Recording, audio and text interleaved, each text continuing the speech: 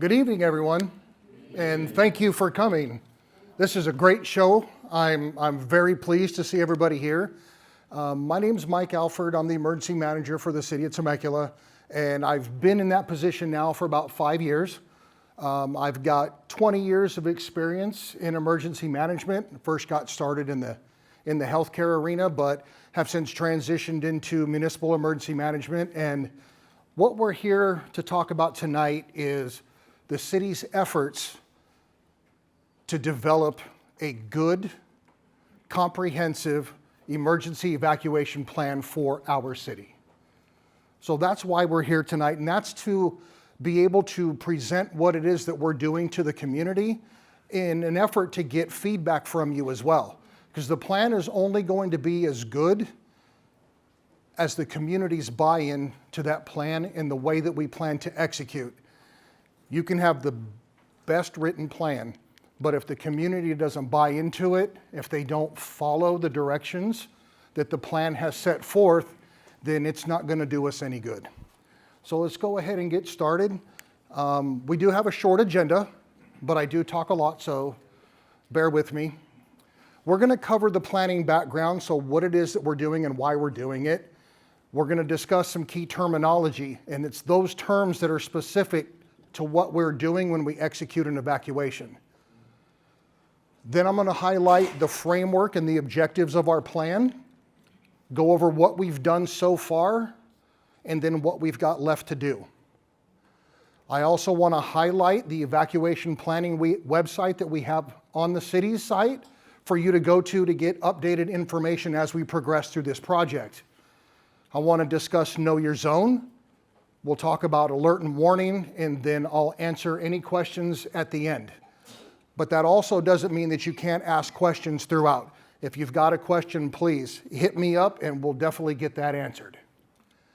So the first thing I want to do is show you a little short video, and this will kind of hopefully highlight and summarize why we're doing what we're doing.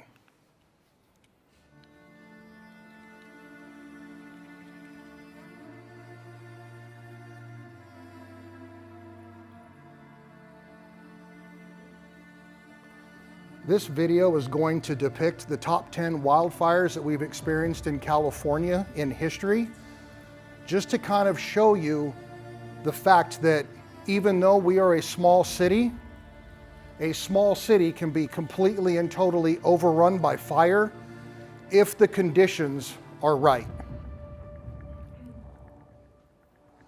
So when you look at the Woolsey fire, that was number 10.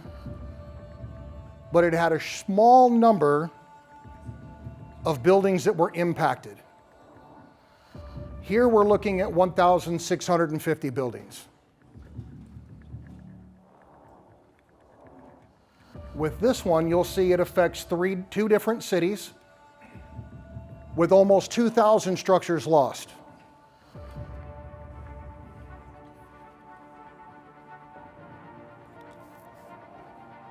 The North Complex has cities completely surrounding it, and one on the bottom side, it completely engulfed that city. We're now up to 2,300 structures lost. The Cedar Fire in San Diego, this is the fire that actually got me interested in emergency management, because I was evacuated with my wife during that time. We didn't know what was going on.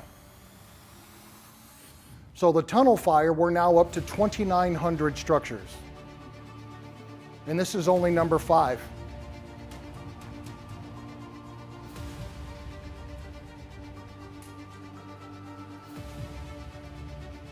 The Tubbs fire up in wine country, back in 2017, we went from almost 3,000 to 5,600 structures in this fire alone. And that was only one of 3 fires in that area that came together. And everybody remembers the Palisades? 6,800 structures. But when you combine that with the Eaton fire of 9,400, you're looking at almost 19,000 structures destroyed. And then, of course, the most devastating fire that we all know is the Camp Fire, which completely took out the entire community of Paradise. That one fire by itself was over 18,000 homes and buildings. So that kind of sets the stage for why we're doing what we're doing, because we're dealing with a lot of climate-driven disasters now. And one thing that we can't do is fight the climate. Mother Nature is going to do what Mother Nature does. So what we have to do is get better at what we're doing to protect our communities. Recent events, such as the Palisades and Eaton Fires, really elevated the need for emergency management to look at things differently and more comprehensively, so that we can better understand what we need to do, what the community has done in previous events, and then learn from that. One of those things is having a good plan that the community has buy-in on. The other thing is making sure that we can communicate what is important to the community. If you've seen all the news stories and stuff that came out of Palisades and Eaton, how many times did you see somebody say, "I never got the alert. I never got the order, the message"?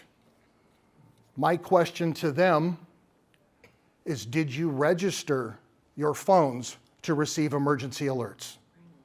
That is the first thing, because we can't alert you if we can't find you. And the only way to find you is to get you into our system. This effort is being driven by your city council. We talked about this at length after the Camp Fire, but then more recently with Palisades, that kind of elevated thing to the top, and their desire was to go ahead and get this done before this has the opportunity to happen here. So here we are. But know this, as of today, we do not have a plan. As a city, we are vulnerable to a multitude of hazards. So what do you think our top hazard for our community is? Fire. That's one of them. Earthquakes are number one. And that's the one that we get no warning for. We can plan for it, but we don't know when it's going to happen. Wildfires being number two, we can plan for those, and we get warnings.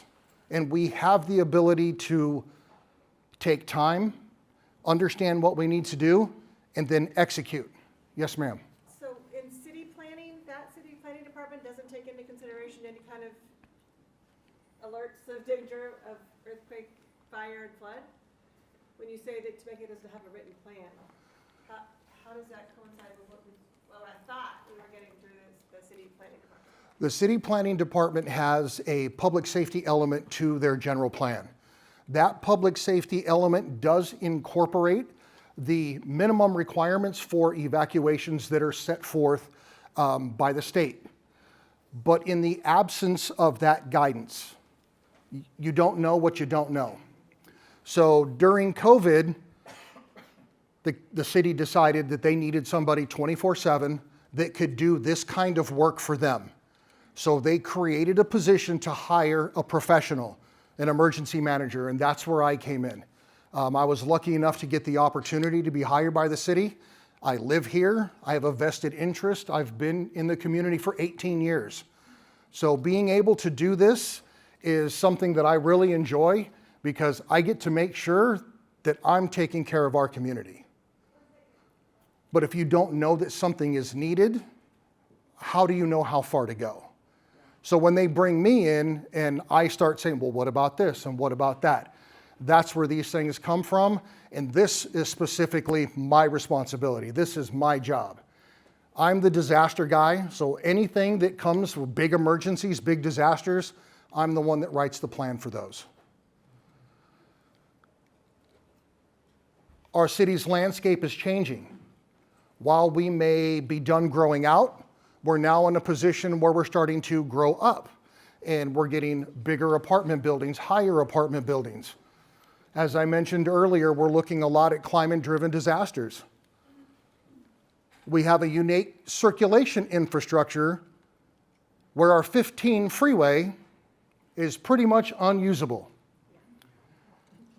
I don't think it matters what time of day.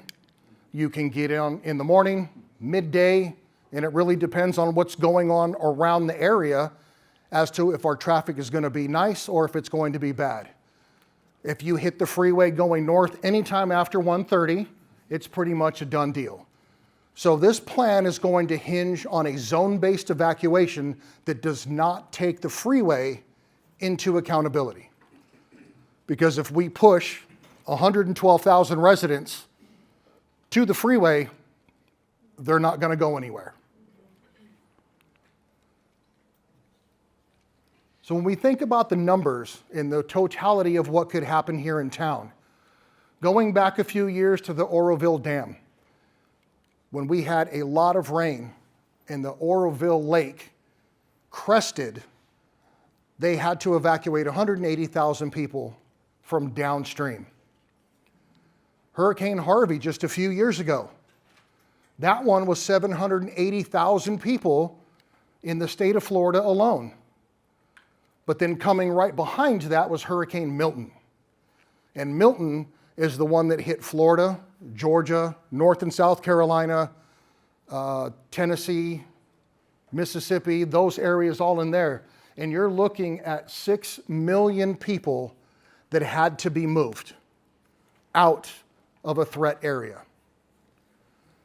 Just a few years ago when we had the Fairview fire that started just outside of Hemet, while our city was not directly impacted by the fire, all of the residents that were in that outskirts of Hemet, Sage, Awanga, Anza, all had to come here into town. We set up shelters to accommodate them because that's what we do. We help our neighbors. But we were looking at 1,500 homes with an estimated number of 4,500 people that we had to evacuate. And then the Palisades, getting out of LA, 200,000 people that they had to put on the roads very quickly because that fire started and it just grew very fast, driven by winds, very high winds, and there was really almost no stopping it. So part of the plan was that we were going to develop some estimates based on our hazards to kind of give us an idea of the number of people that we would be evacuating based on a given scenario. The first scenario was a rupture of the Vail Lake Dam to our east. There's a lot of water behind that dam. It's currently down to about 30-35% because the structure is not seismically sound. It's slated for rebuild.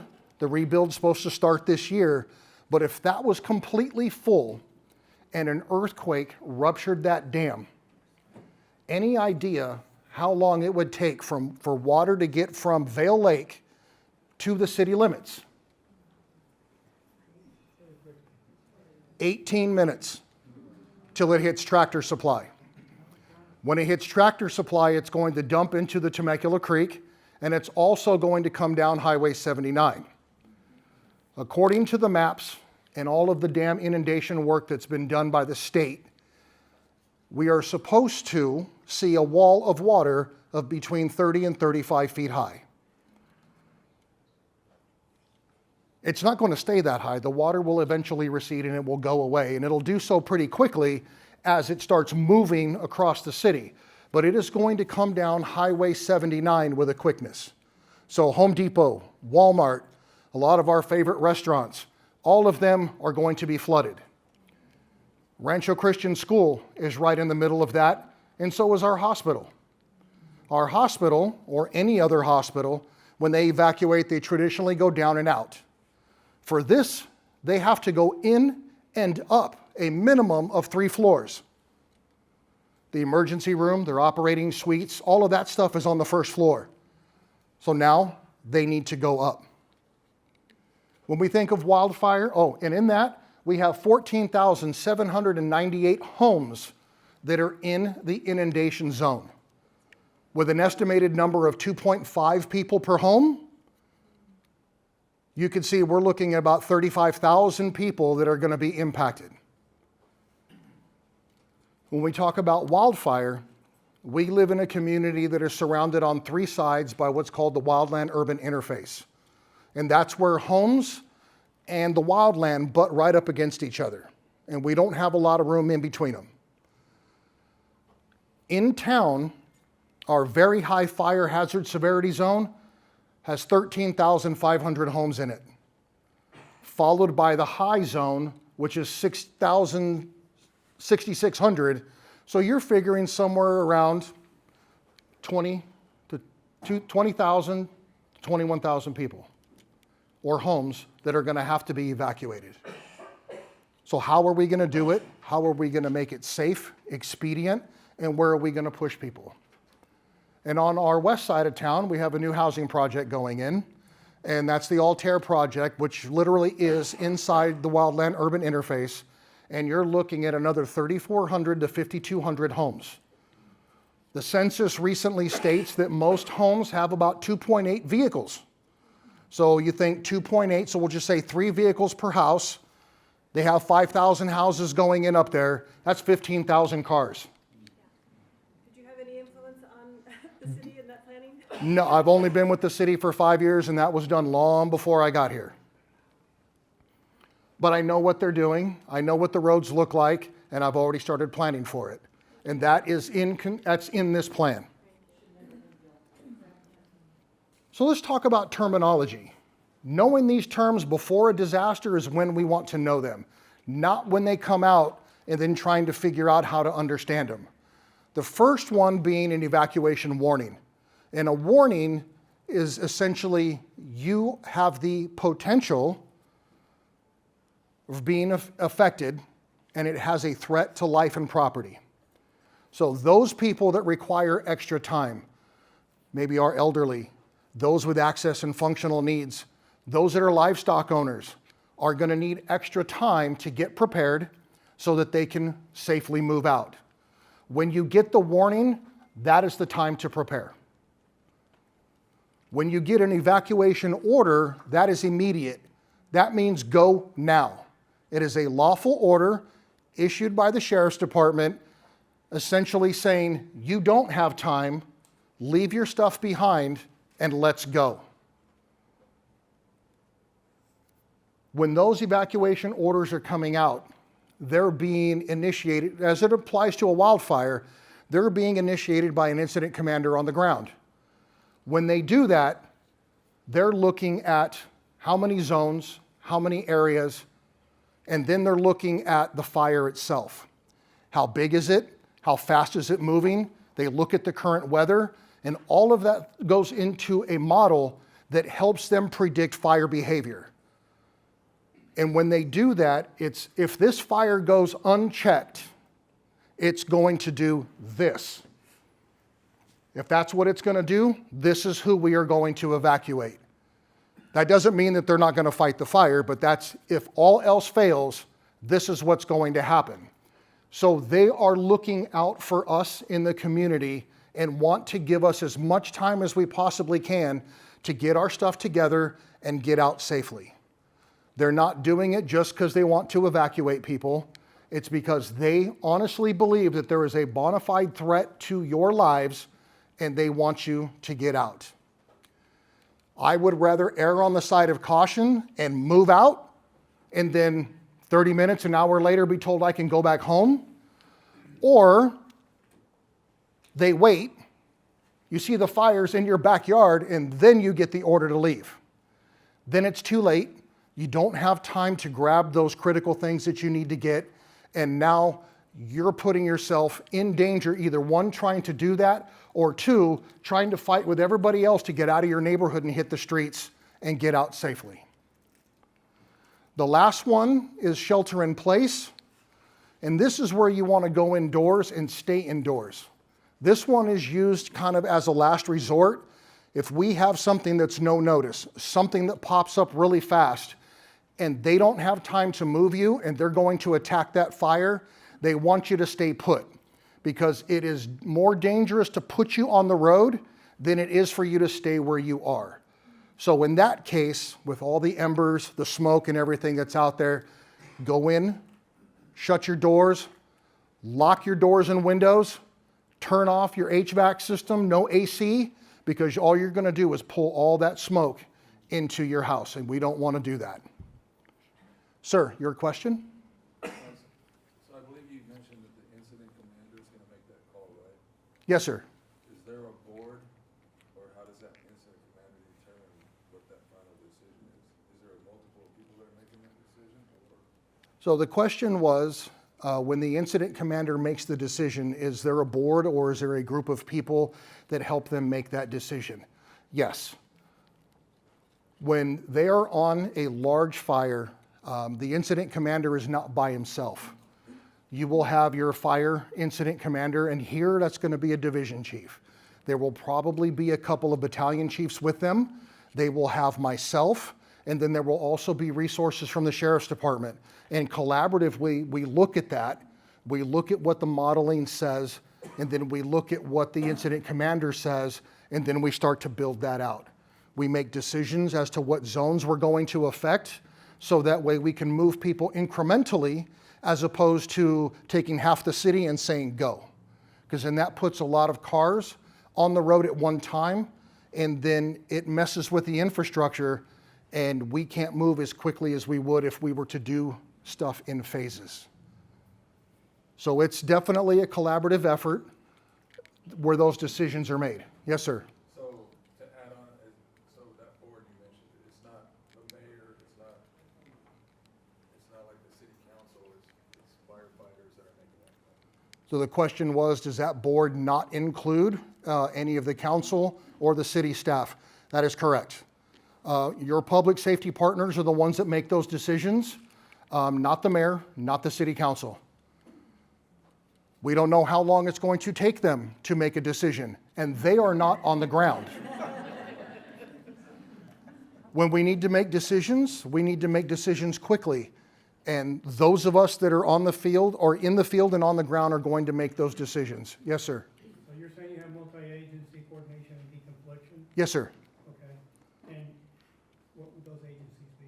If you can elaborate just a little bit more to that part of the scope. The agencies that are represented when we have fires here is in Temecula, our fire department is CAL FIRE, Riverside County Fire. So they are the lead agency when it comes to fires. Followed by them, you're going to have your law enforcement partners, which will be led by the Riverside County Sheriff's Department. If we are doing large-scale evacuations, they will probably bring in law enforcement from other cities, as well as CHP.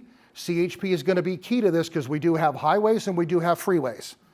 We're going to have Caltrans involved, and then emergency management, both at the city level and at the county level. And we will all be working together to make an appropriate decision on when we're going to execute evacuations. So those are the agencies that we have here locally. If it grows and it gets bigger, we're just going to keep pulling in resources from all over the place in order to help us not essentially make decisions, but help to fight the fire. Yes, ma'am. In this plan, are you including the wine country Temecula area? The question was, for this plan, are we including wine country? And the answer is no. Wine country is in Riverside County unincorporated area. My responsibility is within the city limits. So this plan is specifically for the residents of Temecula. Yes, sir. At the beginning, you talked about earthquake and fire. So Yes. Will this plan be one plan for both or two separate plans? No, the question was, will this be a plan, one for wildfires, one for earthquakes, or will it encompass all? This is going to be an all hazards plan, so it will cover everything from floods, fires, earthquakes, even hazmat, hazardous materials releases, explosions, anything that we have to do, regardless of the hazard. The concepts and processes that we will utilize to move you safely remain the same. Yes, ma'am. I have a question. So you mentioned that this is basically for Temecula in the city, correct? Correct. Area? Now, we're unincorporated. A lot of us now over here in Red Hawk area are still unincorporated. Is that still in that plan area? The question was for some of the unincorporated areas in Temecula that have Temecula addresses, will this plan cover them? You must live in Morgan Hill. Correct. Morgan Hill will be covered because our fire department responds and takes care of Morgan Hill. We also noticed, we also noticed that we get Pachanga fire around in our area. Correct. The state of California has what's called the Master Mutual Aid Agreement. Under the Master Mutual Aid Agreement, everybody shares their resources. So let's say our fire station that sits over here in Wolf Creek, Station 92, they are out on a call, but you get another call in this area. Pachanga's available, the county will dispatch them to handle that call. We get calls all the time to assist Murrieta, to assist Pachanga, to assist the county. And even going into Lake Elsinore, and when Palisades and Eaton Fire happened, we sent resources from Temecula to that fire. It is a huge mutual aid agreement that the entire fire service for the state supports. Yes, ma'am. I was just curious too, with you being an emergency manager, and with you bringing to light that as many as 15,000 cars are going to be on the road just with the Altair project alone. I'm wondering, as emergency manager, if you have the opportunity to present environmentalists with their viewpoint on wildfires and how our city is leading and directing people into fire zones with projects like Altair. I think that's a question that I would have to get back to you on because I don't deal with environmentalists. That's a shame. I work for the city staff and I work on the things that they have me work on. If there is an environmental group that is working on a project and the city has me supporting that project, then we will have those discussions with them. But we're primarily not working with environmental groups, we're working with the builders. We're working with infrastructure planners, our community development department, who is the one that actually puts these plans and approves these plans together. I don't have the final say on a lot of things. What I do in emergency management is advise and recommend, and the ultimate decision lies with the executive team of the city. So let's jump on to the next one here. So these are our planning objectives. As a team, we came together, and this is what we believe is going to be key to the success of our plan for our community. The first thing is making sure that we have an expedited and safe movement of people from a threat area to a place that is safe. That is the ultimate goal. Get you out, get you somewhere safe. But now that we've moved you out of your area, we want to make sure that we have good access control measures for those of you that have been evacuated to protect your homes and your property. We're going to provide for evacuation to assembly points and other evacuation points. And what that means is we'll say that this couple right here, you're evacuating. You've got a car, but this gentleman doesn't. We're going to want you to put him in the back seat, take him somewhere and drop him off, and then you guys can continue on. Now what that is that gives us the ability to create a single point where we can have people that do not have transportation go, where we can then get them transportation to move them out. Across the city, we have 4 areas that we have identified as evacuation assembly points. On this side of town, we're using Walmart. The Walmart parking lot is large enough that we can get buses in there to put people on to get people out. You move towards the center of town, we're going to use the parking lot at Target. Going further, we're going to use MSJC and then the mall. Those are going to be our 4 big assembly points that we can get a lot of transportation into, plus they're big enough areas that are away from a threat area that you can go there and still be safe while the transportation is on its way to get you to someplace safe, either out of the city or to a pre-designated evacuation site. Nothing on the other side of the freeway?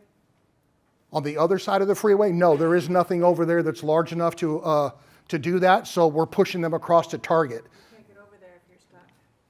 That's the most, I'm here only for that reason, because I have a business on on that side of the freeway where I'm responsible for up to 50 people, including children. And the escape plan scares me when I see the fire trucks headed up the hill multiple times, and what am I gonna do when it's a parking lot to get off the other side of that freeway and the riverbed? It's very scary. Understandable. So if you have any influence to tell those people, you advise and consent, that is a very, very difficult Well, and that's burden what, that I bear. and that's why we have the comprehensive team that we have, so that these issues that are being brought to our attention, I will take back to that team so that we can talk about these things to make sure that we're incorporating those things. And this is why we want that input. At the very end, my email is there, but then also on the evacuation website is my contact information. So if you have these specific questions, we ask that you send those to us so that we can work with the people that are responsible for that subject matter.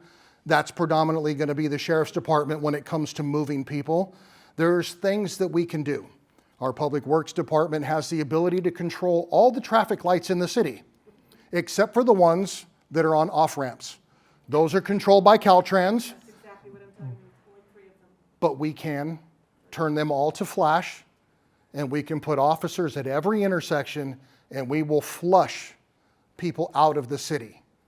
There are things that we can do, and there are things that are in the works, so that when that happens, we have triggers. When that trigger is met, that means we're going to do other stuff to make sure that we get people out safely. Yes, ma'am. And including the region that she's talking about, there's just one way in and out of Duluth. That is correct. Well, down that way. There's a way out the other side, but it's still only one lane out that way. It's a freeway exit, so you can't turn it off. It's There won't be one. I guarantee you, if people are trying to get out on an evacuation, that gate will be opened up. Yes, ma'am. So I just want to understand clearly. So with the Walmart parking lot, Target, and mall, if I got an evacuation order, I would drive my car to those points? No, those are for people that don't have transportation. Okay. So we would ask a neighbor, hey, do you have a ride? No, I don't. Get in the back. I will take you and drop you somewhere. Okay. But when we send out our evacuation orders and warnings, if we have an instance where we're pushing a lot of people and we need to establish one of those places, we will put that in our message. It's not necessarily going to be automatic. It's going to be based upon the need. If there's a need, we will establish that site. If there is not a need, then we don't. I live off of Pachanga Parkway, and so with that in mind, have you come up with a plan as to how I would evacuate my house and how I would drive out? Yes, we have. And we're going to talk about that here shortly. You mentioned the evacuation webpage. Are you going to share how to find it? Yep, I'm actually going to show you it. Perfect, good, thank you. And, oh, by the way, there are 2 seats, if anybody wants to sit here, Colonel. There are 2 seats. You're good? All right. The other thing we want to do is make sure that we account for our disabled and access and functional needs community, as well as our unhoused population. In emergency management, we holistically follow the whole community principle, meaning from the very small to the very old. It doesn't matter who you are, what you are, where you are, everybody is treated exactly the same. Everybody will have the same ability to evacuate and receive care and shelter just like anybody else. So that's going to be something that we really are going to be dialing in. We need to make sure that we hit those procedures for notifying our community. And that's where registering for alert and warning is going to come in. Yes, sir. The evacuation process, as you're describing it, and providing ride for a neighbor who doesn't have transportation, does all that take into consideration when you're evacuating? You have all your emergency supplies and things you're taking with you, and that you would be overwhelmed if you took on additional individuals in addition to what you're doing. Also, if you're on a bus, that these people on a bus, is your plan indicating that they will not get on with their supplies and their evacuation bags and everything that we're instructed to put together and prepare for in the event of an evacuation is required. So does that take that into consideration?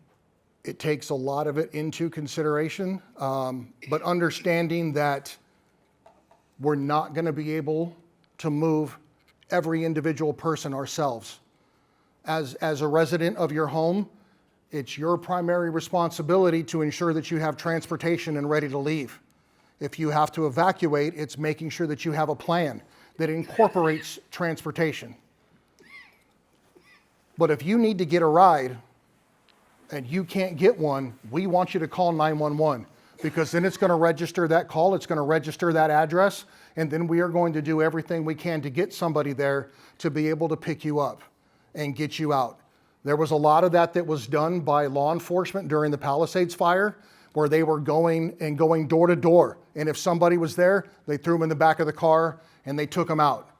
Does that mean that you're going to be able to grab and bring those things that you want? Maybe not. You may only be able to bring a backpack or something, but in that case, I think your life outweighs the leaving stuff behind. And that's the most important thing. My job is to protect the lives and get you out as quickly as I possibly can and as effectively as I can as well. The other thing that we're doing, and this is when it comes to your evacuation zones, every zone in the city is going to have a zone-specific sheet dedicated to that zone. We'll go into that a little bit more, but this is so that we can take each individual location in the city, give you a primary and secondary route out of your neighborhood to a major road, and then let the sheriff's department do their job. Then what we're doing is we're empowering you as a resident to know every way out of your neighborhood and ways that you can't go. We've already been working on these sheets with the sheriff's department. They're helping us identify those key routes. They're helping us identify areas that could get congested and where we're going to establish traffic control points.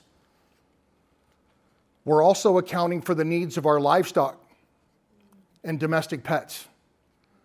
One of the biggest reasons why people do not evacuate or leave their homes is because they can't take their pets with them. Not anymore. We have 5 shelters in this city. 3 of them are high schools. The high schools do not allow animals. However, we have 2 other shelters in the city where we will accept your household pets. They will come with you. You will be in one spot, they will be in another spot, but your animals can come with you. For the livestock, we need to give them as much time as we can. It takes a little bit longer to put a horse in a trailer and get them on the road than it does to grab it, well, maybe not grab a cat and throw them in a carrier, because cats can get pretty squirrely as well. But it's a little bit easier to get them in and get them into a car and be able to leave. We have 4 equestrian communities in town. I have met with 3 of the 4 of them, and so far, the minimum amount of time they need is an hour. So we are looking at what we need to do in terms of phasing. How soon, how early do we need to let them know so that they can get ready? Then we're looking at our initial and ongoing communications so that we can keep you updated on what is going on throughout the entire process. And then when it's all said and done, making sure that we have a safe and expeditious re-entry back into your neighborhoods. The plan is broken down like this. It starts off with a purpose statement, a scope, and a list of assumptions. One of the biggest assumptions is people are not going to evacuate. And we know that. And we have to plan for those that are not going to leave. The other assumption is we know that people are going to wait until the last minute, and then they're going to leave. So we're going to plan for that as well. And we have sections in the plan that outline that for you. Then we look at our evacuation strategies, where I explain what the whole community principle is and how it applies to large-scale evacuations. We have defined our at-risk locations across the city, those that are up against that wildland-urban interface, those that need more time, those that have livestock. So we're looking at those special areas and special populations. Our hazards, we have profiled them and we have put those risks into the plan so that you can see them. We're defining our transportation infrastructure, and by that, looking at our primary and secondary routes of ingress and egress. I do not use evacuation routes because evacuation routes are very misleading. In this guy's professional opinion, when you talk about evacuation routes, there's only 2 reasons to have a dedicated evacuation route. Any idea what they are? One's a hurricane, and the other one's a tsunami. Go the opposite way of the water. But seriously, if we had an evacuation route that sends you up Rancho Cal into Duluth, and there's a fire up there, somebody's not paying attention and they follow that route, and heaven forbid they die. Who's responsible for that? We are. And that's not really what I'm looking to do. We're looking to provide you and empower you by identifying how to get out of your neighborhood to a major road, and then follow our law enforcement partners who tell us where we need to go and how we need to do that. The agencies that are supporting us, from social services to animal control to the fire, CHP, the hospital, every agency that will be supporting us in an evacuation, to include the wraparound services, their roles and responsibilities are identified in the plan as well. Our evacuation authority is defined so you know what it is. And essentially that's the California law that states that law enforcement is the only agency with the power to execute an evacuation. I may decide we need to evacuate half the city. And the law enforcement agency can look at me and say, absolutely not. And it's not going to happen. I can order to my heart's content, but unless the sheriff's department is on board and says, yes, we will execute that evacuation, then it doesn't go. So there's the checks and balances there to make sure that we're doing things the way that we're supposed to do it. And we're doing it legally and we're doing it safely. And then we've got our messaging and making sure that we message in multiple language formats.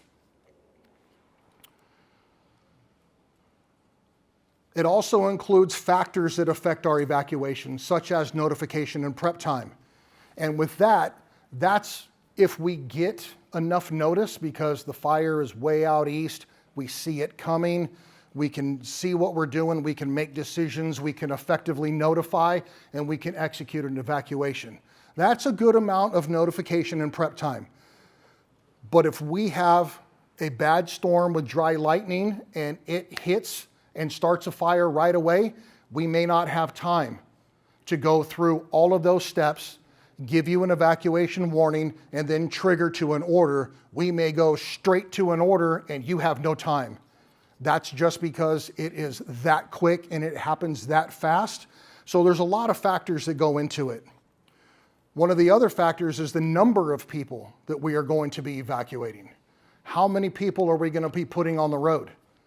How many of those are going to be in a location or even at home that require transportation assistance? One of the things that I do have access to is Southern California Edison's critical care and medical baseline program.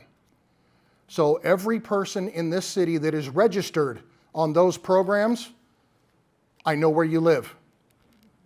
And if you need help, we will make sure that we can do everything we can to check on you and get you out. It doesn't tell me what the medical condition is. It just tells me where you are so that we can find you. There was a question over here. So you mentioned Temecula, and all you do is you're worrying about Temecula and Riverside's Riverside. And as I see it here, bad routes. Is there discussions happening with,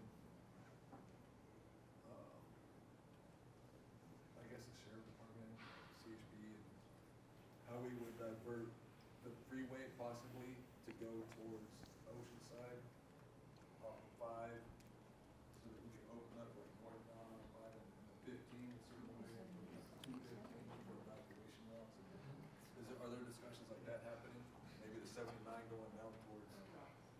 The question was, are we working with other partners, since I specifically take care of just Temecula, when it comes to identifying these bad routes, and are we working with CHP, sheriff, things like that to try and find if there's other methods or ways that we can increase traffic flow? The answer is yes. The CHP is one of our planning partners. There have been discussions where if it is big enough and bad enough, that we have the ability in San Diego County to shut down the freeway so that we can take all of our residents and push them onto the 15 and go north or south, whatever the issue is. So yes, our CHP partners are definitely in with us on this. We will be sharing this plan with the County of San Diego. The County of Riverside's Emergency Management Department is also part of the planning team, as is Caltrans. So we're making sure that if we're going to hit somebody's road, we want them to be part of this and know what we are doing so that they know how they can help us. Looking at factors that reduce our network capacity. So right now, if you want to hit Idlewild, you got to go out the 79. What's the problem on the 79 right now? Really bad construction. So we're not pushing people that direction. That's a non-starter. We already know what's going to happen when they go that way. If it's the 4th of July and we have to do an evacuation, I don't want to send anybody down Margarita because I already know Margarita is going to be closed in 3 places at a minimum. How are people going to get through there? So it's knowing those things, knowing what's going on in the city, and that's why all of our city departments are key in this, so that we know when things are happening, so that if it does, we know not to push people that way. And then one of these key things is making sure that we identify those bad routes. One of those bad routes is Rainbow Canyon. That's not a good road to go up or down if you're in any kind of a hurry.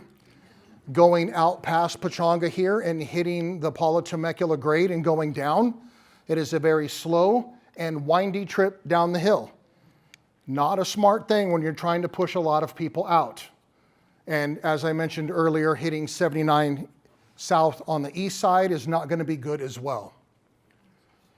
After we go through that, we're going to transition into your evacuation zones. Is this? No, it was on the road structure and bad routes. Sure. So there's a lot of areas in town, they don't always have long-term traffic impacts, traffic controls, in place. It's not a long-term project. It may be a 3-day project, a 3-week project. Cujo Street, that's, currently closed from Main to First. Is there any real-time back and forth with the encroachment permits that are filed with the city when those closures or even lane restrictions are happening? Because, if that is a planned route and it's suddenly not available. Yes, there are discussion points for that because our Public Works Department and their Traffic Management Bureau knows exactly when that closure is supposed to start and when it's supposed to stop. So if we have to conduct an evacuation and we open our Emergency Operations Center, they are there. That way we can ask those questions. This is what we're looking at, and they're going to tell us right off the bat, hey, we can't use that bridge because the bridge is closed. Now we got to change strategy. And this is why having a board, if you will, or what we call our evacuation group, come together to make these decisions, to take all of that information, that's what we're doing. So here's your evacuation zones. And what we're doing with them is identifying ways out of your zone. This is an example here of one of 2 sheets.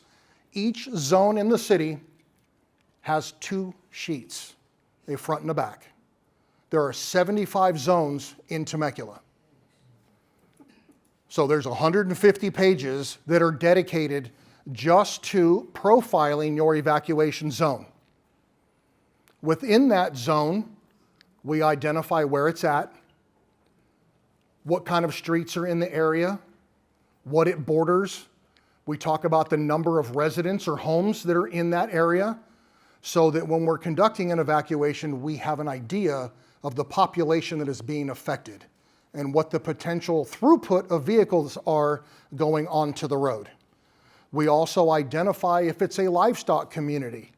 We also identify if there is less than 3 exits out of your neighborhood, so that when we are working with the Sheriff's Department to do this, they will know that zone only has a limited number of exits. We need to put officers close to there so that we can control the traffic to keep it moving and not rely on lights. It talks about your evacuation strategy. It's not on this page, it's on the other one. And you'll see a full complement of what one of these looks like in a couple of slides. It profiles the threats, because not every zone in Temecula has the same threat. While we all have a wildfire threat on essentially 3 sides, if you're in the center of town around, Winchester and the mall and things like that, the threat is much lower. They also don't have that much of a flooding risk. The south side of town has a huge flooding risk. So we identify what those key risks are and threats are in your area so that you can be aware. Then we're identifying your closest primary shelter, your closest temporary evacuation point, and your closest evacuation assembly point. Those are all subject to change based on size and complexity of the incident. So if you live off of Rancho Vista and your assigned shelter is the community recreation center, but yet that area itself is under evacuation, I'm not going to send you there. We will tell you in the messaging that comes out exactly where we want you to go. But what we want you to know is if it is an isolated incident and there's only maybe a couple of zones that are affected, we want you to know where your primary sites are going to be. So they're identified for all 75 zones. Then we go into our concept of operations, where we talk about evacuation types and evacuation phases. This here, along with the re-entry process, is where we are right now. Going through the plan and meeting with the team, we decided that through questions that have been arisen or have brought to our attention, there's some things that we need to add to the plan. One of those was shelter in place. So we added that. Questions came back as regarding what are the impacts of communication failures and how are we going to mitigate those? There's a section in the plan on that. It's already been added. What do we do when residents depart too late, and what does that mean?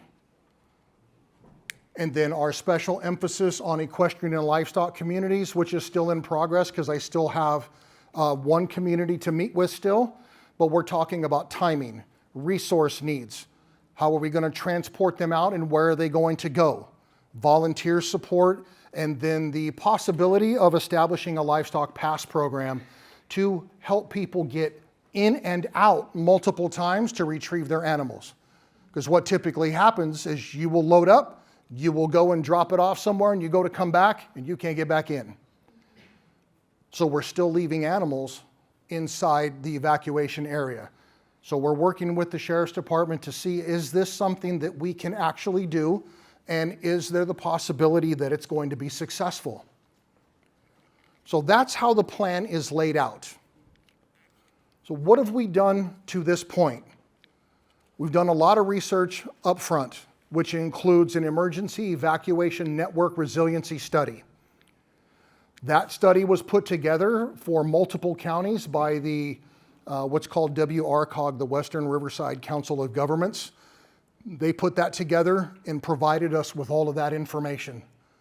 Then we had to look at Assembly Bill 747, which requires an evaluation of the capacity of our evacuation network under given scenarios.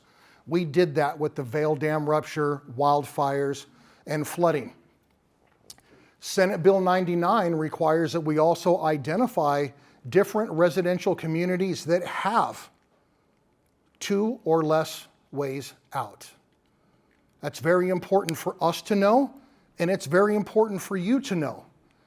During the Fairview fire, right where the fire actually started, the community that was impacted first, one way in and one way out. Unfortunately, a father and his daughter lost their lives trying to get out but that was the only chance they had.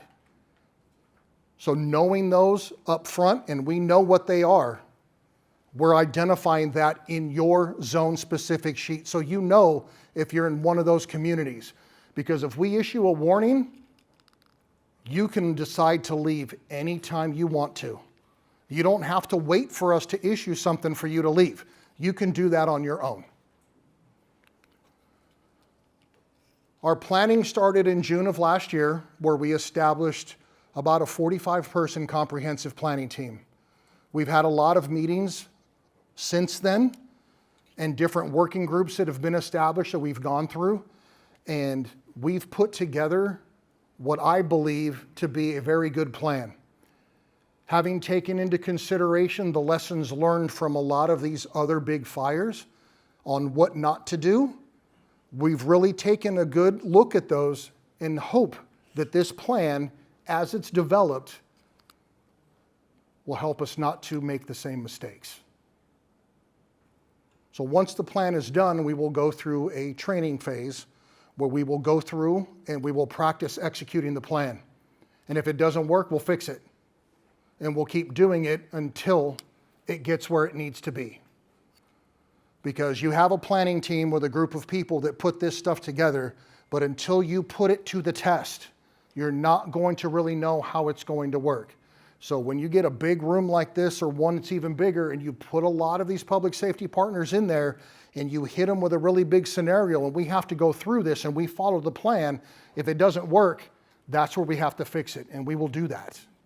We do that with all of the plans that we have developed to date. Right now, we are about 75% complete with the plan. What we've done in the plan is we have broken all 75 zones into individual zone sheets. We've met with the Springs Charter Schools, Linfield Christian, and we are still waiting to meet with Rancho in order to talk to them about their evacuation plans. We have met with the Temecula Valley School District, so we already have them taken care of. Our evacuation strategy section is done. The factors that affect evacuations, your zone sheets, the roles and responsibilities, all of this stuff is done. We are now at the point where we're at the concept of operations, which is step by step, how are we going to execute this? In evacuations, there are 8 phases. We have a meeting set up, matter of fact, it's like 3 weeks from now, to go through these phases and make sure that we break them down and we're doing exactly what we need to do and that nothing is left out. Once we get that done, we're just about finished. So what's left?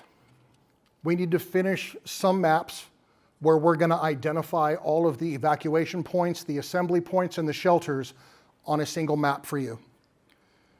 We've met with 3 of our 4 HOAs. We got 1 more to go, and 1 more big private Christian school to go through as well.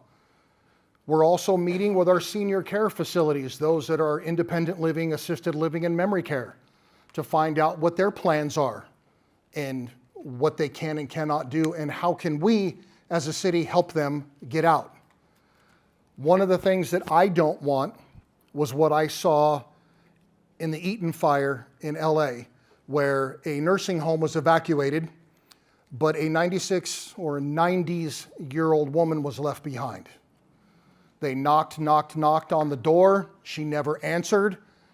So they evacuated the building and away they went. She was asleep and she was almost deaf. So she came out and was wondering where everybody was at. The fire was right behind the building. And a law enforcement officer just happened to go back in and do a check and found her and got her out literally minutes before that nursing home burned down. So that's something else to learn from as well, is making sure that we're incorporating every part of our community. Yes, ma'am. So I'm going to continue to advocate for people on the west side of the 15, because lots of homes, schools, fabulous. But I didn't hear you say anything about businesses, and that's why I'm here, is because my business is over there. There's so many Preschool. businesses, there's preschools, there's loaded with manufacturers, there's so many people over there, that if you don't work over there, it's very underrated.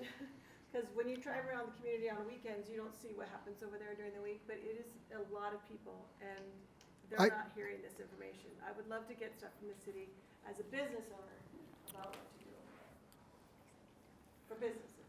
Well, this video is actually being recorded so that we can put it out to the rest of the community. There is no way that I can meet with every individual business in town. No, but just to have like, we get emails from the city business department, because we're licensed, business licenses. Mm-hmm. That would be fabulous to add to your distribution of this information. Then that's something that we will take back. I will give you a card at the end, and please email me that, just because there's 100 things going on in my head right now. So email me that, and then we'll talk to the community development department and find out how we can get this out to them, even if it's just an email to, hey, go to this link, watch this. Yes, sir. Yeah, my wife and I have a problem in this Pechanga Creek. We live right on the,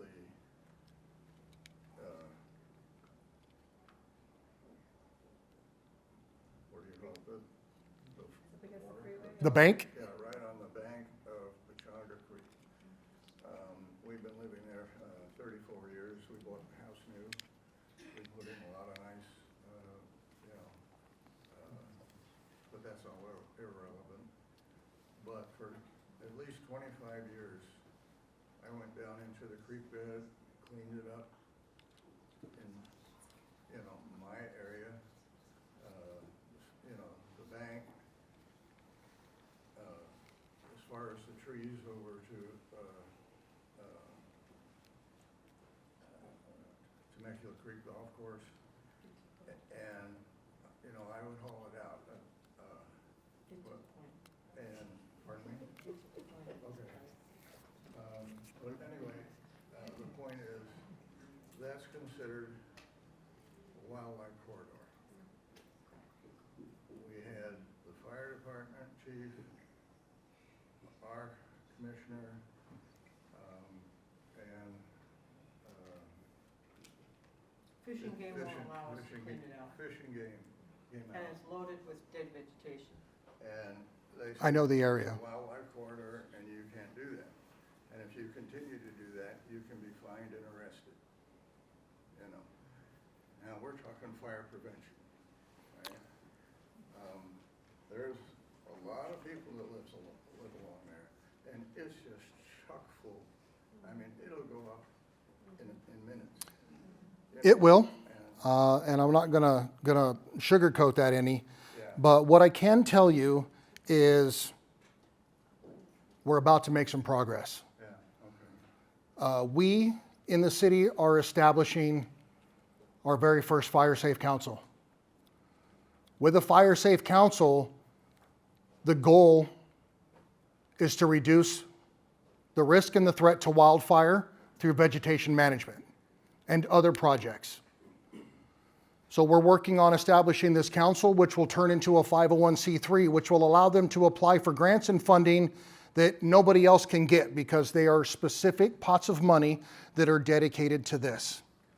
The second effort that goes hand in hand with that is working with each individual HOA and having our HOAs turn into what's called a fire-wise community. Together, those communities can identify issues such as that. They bring those issues to the council. The council can then look at funding and other methods like that where you come in and let's say you reduce that vegetation, we'll bring in chippers and allow you to chip that stuff for free. So there's things that we are going to be doing and things that we're going to be working with the Fish and Wildlife, they call it the something conservator. There's a bunch of the different agencies that are going to be involved with that. And we're going to start working on that vegetation management because we know it's a huge risk. And right now, that is very high up on the radar at the city and on the fire chief's plate. He's definitely well aware of that. We've been going back and forth with some other agencies about that. We have made some progress, but it's going to take us a little bit of time to get there. Yeah. And I've gotten different stories as to what our HOA, it's our HOA's responsibility. But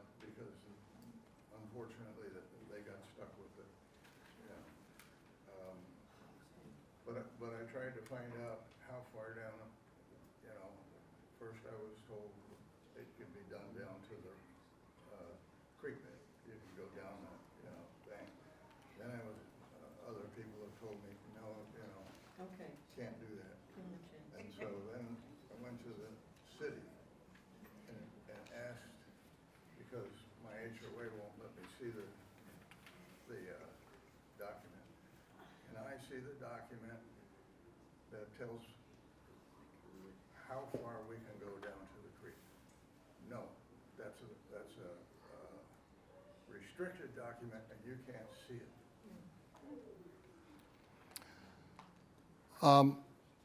I'm sorry about that, but that's out of my purview. There's, I know that. but what I can tell you is we're doing what we can to make strides and try and help out the community, which is why we're getting this council started so that we can try and affect some change. The last thing we've got left to do on our plan is our evacuation, phasing, and repopulation plan. When we have this phasing meeting coming up here in the next few weeks, we're going to go through phases 1 through 7. Step 8, or phase 8, is going to be left to be planned separately because repopulation is a very important thing to the community, but we have to make sure that we do it safely so that you're let back in when it's safe for you to go back in, and only letting you back in and not other people that don't have a business in our neighborhoods.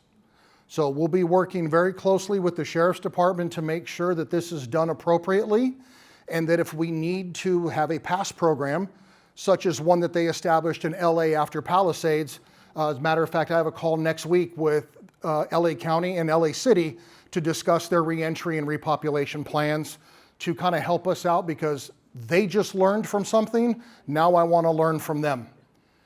My goal is to make sure that this plan is done and in your hands by the end of this year.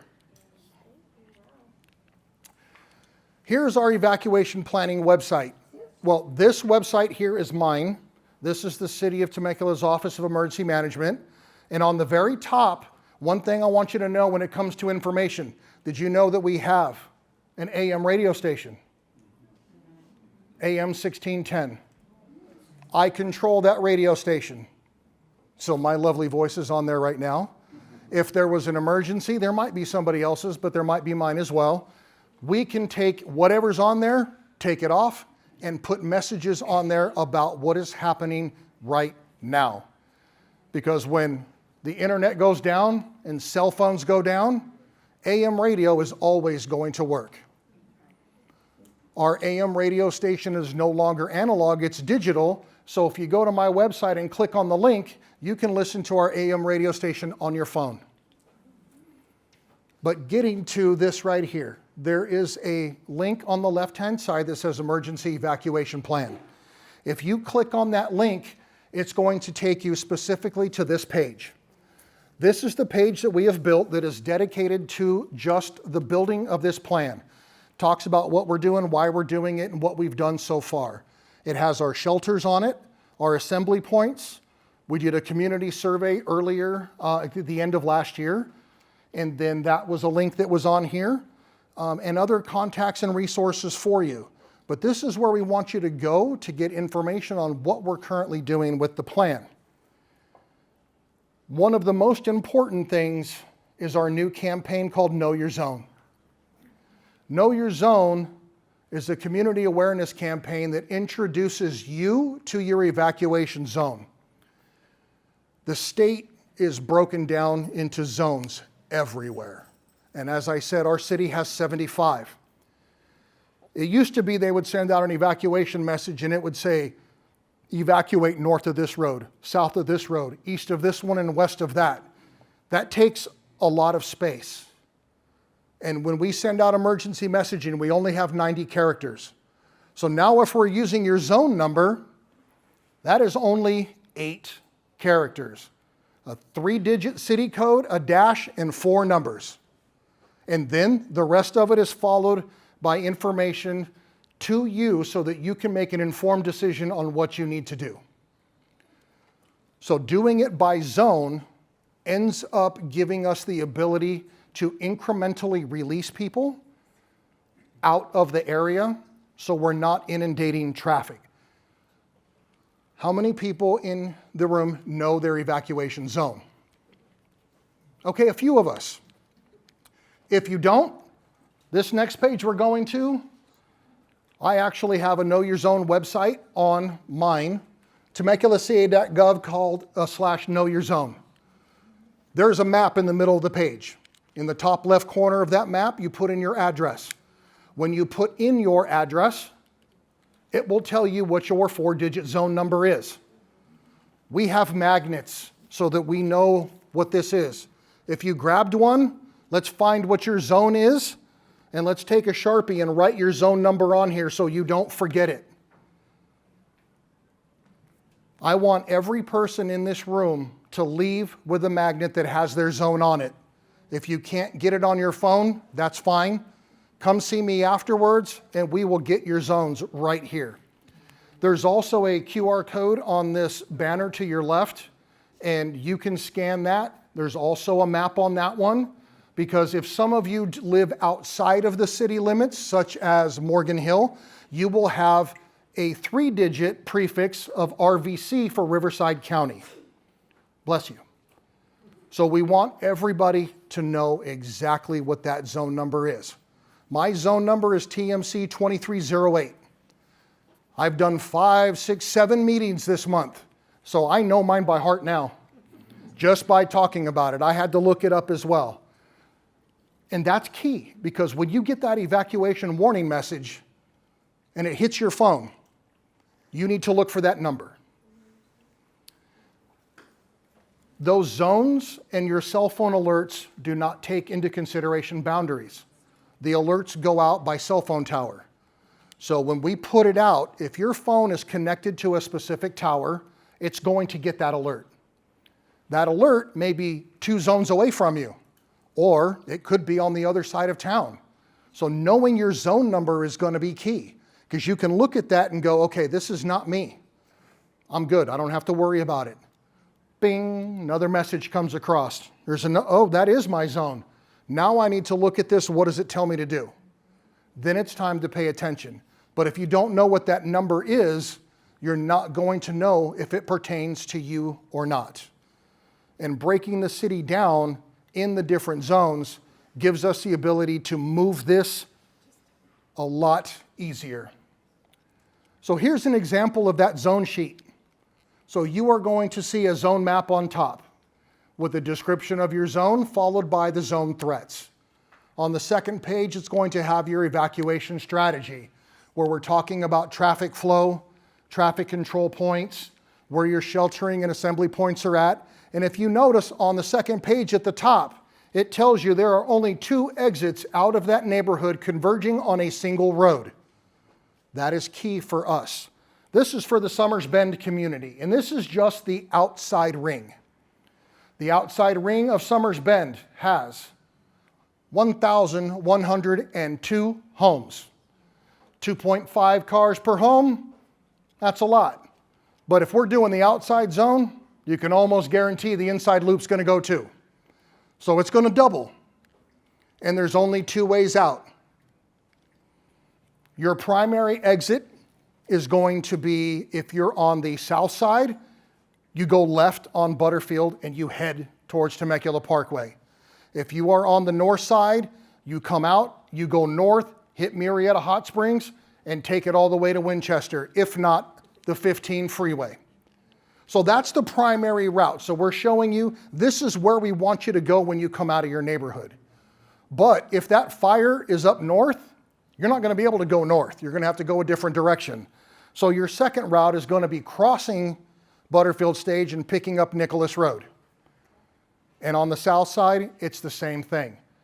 What we're trying to do is get you out of that zone to another major road where you can then pick up and hit traffic. Not hit traffic, but, start moving with the traffic. So for this area here, we've identified where their shelter is, and it's Chaparral High School. The city is broken down into 3 sections. The northern section goes to Chaparral High School. The center section goes to either the Community Rec Center or Temecula Valley High School, and the south end goes to Great Oak. If you are on the western side of the freeway, you go to the Mary Phillips Senior Center in Old Town. So we have 5 shelters in the city, and we will use them as appropriate. Also, you have temporary evacuation points. What a temporary evacuation point is a location for us to send you so you can wait for information. Not every evacuation means you're going to be gone overnight. So if we send you to one of these elementary schools or middle schools, we're going to have somebody there that's going to have information. And you're just going to wait, either in your car, or maybe we'll have the cafeteria open if the school's there and allow us to sit inside. If you're allowed to go back home, another message will come out to tell you that you can, and we will also tell you at that site. If it's going to require that you are gone overnight, number 1, we will also tell you that. But number 2, we will open up a shelter or 2. Tell you where that's at so that you can make your way to the shelter and get the services that you need. If you don't have transportation, we want you to get to the Promenade Mall on this side of town so that we can get buses to you to help get you out. So that's how the zone sheets are done. And there is one for every single zone in this city. Yes, sir.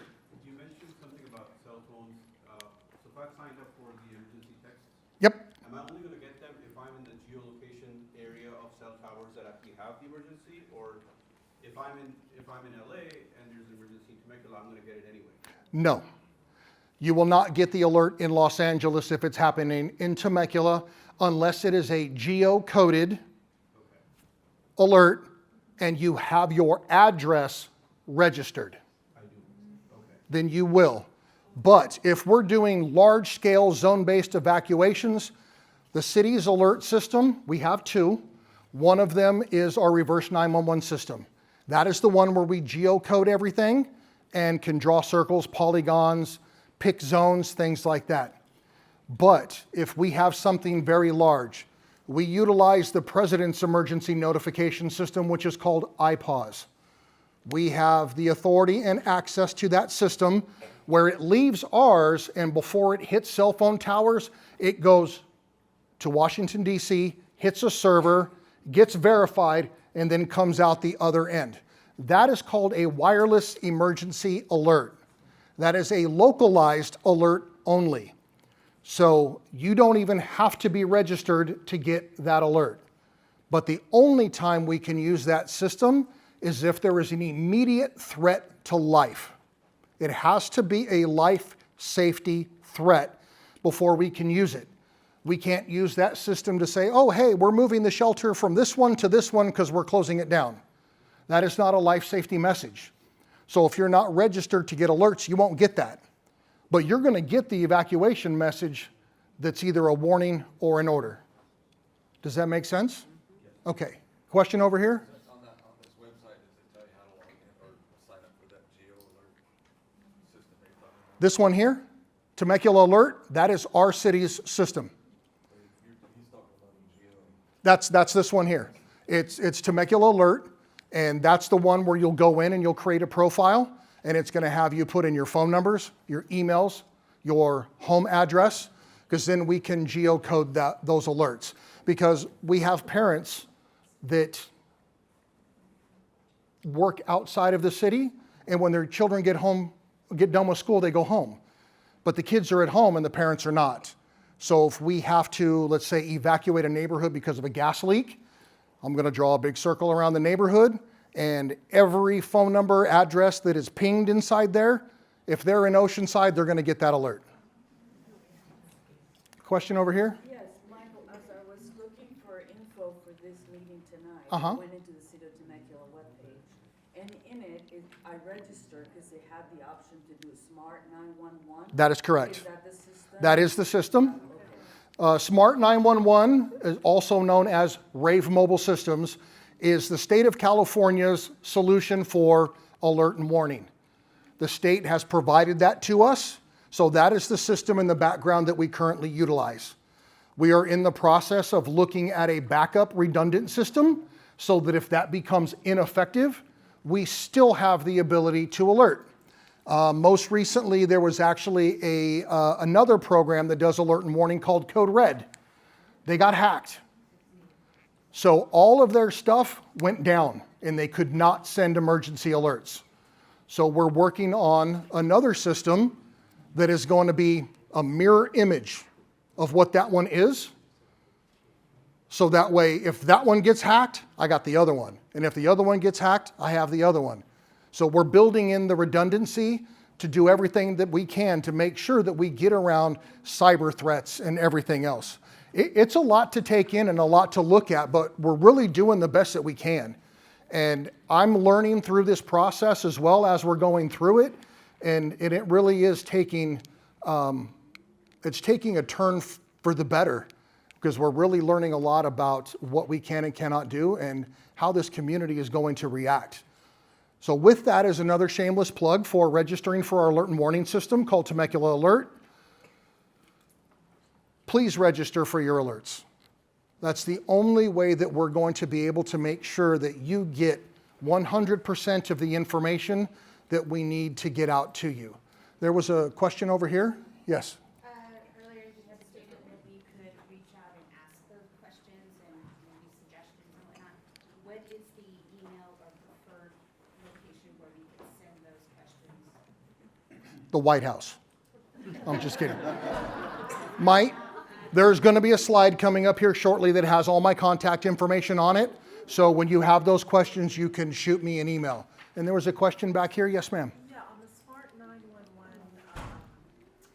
page to sign up, it asks if you want to receive profile updates on your phone. What is the profile? They will send you reminders every so often that says, have you moved? Have you changed a phone number?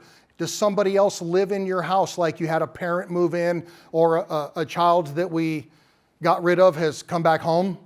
So those things as well, because the alert is only going to be good as the information that is in the system. If you've moved addresses and we're geo-targeting a specific address, you may get an alert for an emergency at a house that you no longer live at. So we want to make sure that you get those reminders to go back into your system and update that information. So going forward, this is what we've got going on. I'm going to continue to solicit feedback from our community through the remainder of this process. I still have the one livestock HOA to go through, but we're also working on developing partnership agreements with volunteer organizations to help us with equine transportation, as well as transportation organizations. So if we're doing a big evacuation of the city, I don't think our wineries are going to be too busy. So we're going to look at partnering with them to borrow those buses to help us move people out of town. We still have to meet with our independent memory and assisted care living facilities and finish that last section of the plan, which is our evacuation phasing, and then our repopulation and re-entry. And throughout the remainder of the process, we will continue to update our evacuation planning website and push more outreach to the community. Today, since this is our last meeting for our evac planning to the community, we just launched on the city social media sites our Know Your Zone campaign. So look out for that. Share that information with your neighbors and your friends, and let's do everything we can to get the community registered. Before we hit questions, there's one thing I did want to mention, is how many of us utilize the Watch Duty app? More people use Watch Duty than you know your evacuation zone. Not cool. Okay, with Watch Duty is a great application for building what's called situational awareness, understanding what is going on. What I don't want you to do is trust that site as ground truth. It is a company that does their best to get us good, clean, accurate information.